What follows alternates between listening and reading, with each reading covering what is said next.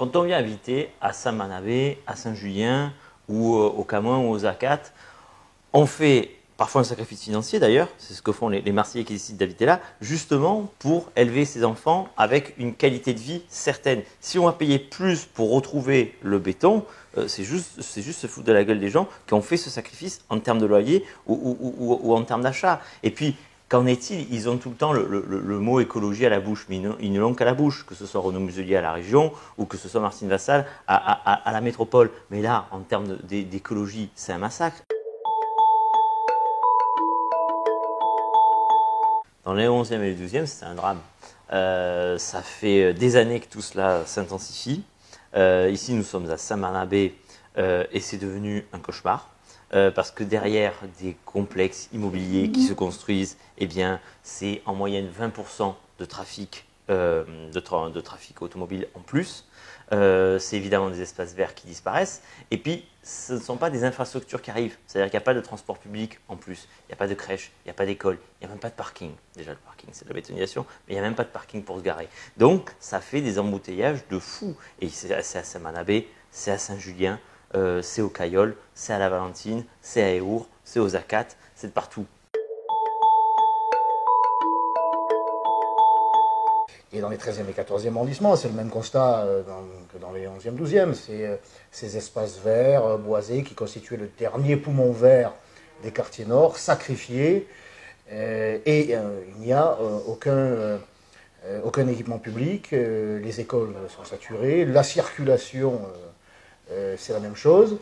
Et la mairie centrale, malgré nos alertes, malgré notre invitation à venir sur place, j'avais proposé à Jean-Claude Gaudin de confier son agenda à son premier adjoint pendant une semaine et de venir sur place, de venir constater comment ça se passe après 25 ans de règne pour qu'il se rende compte de la réalité de sa politique de bétonisation. Bon, il n'a jamais trouvé le temps de venir.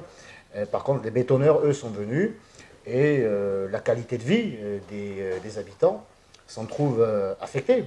Voilà.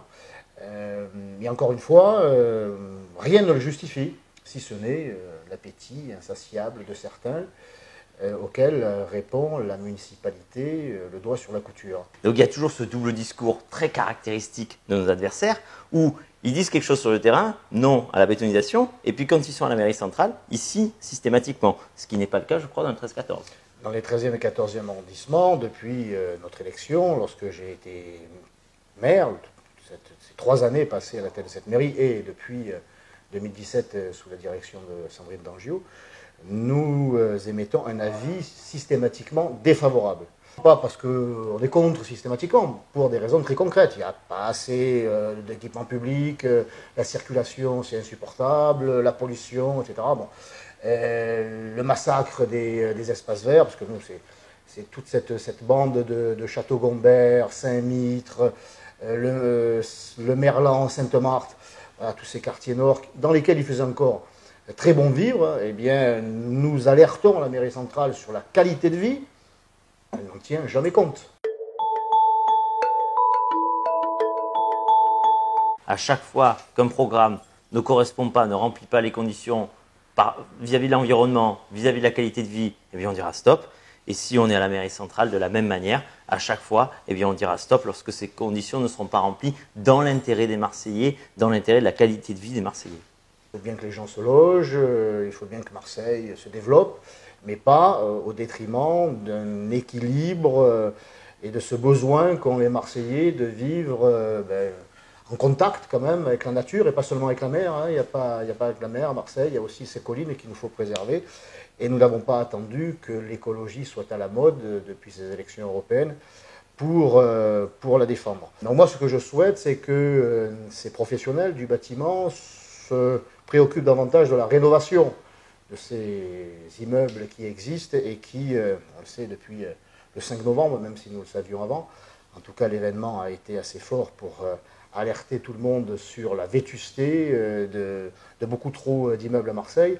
Eh bien, moi, je souhaite que la mairie soit un acteur d'une réorientation, en tout cas d'une incitation à ce que l'on investisse dans la rénovation plutôt que dans le saccage des espaces naturels. Voilà, Après, construire, il faut construire, mais de façon raisonnée, raisonnable, pour que les Marseillais puissent bien vivre dans leur ville.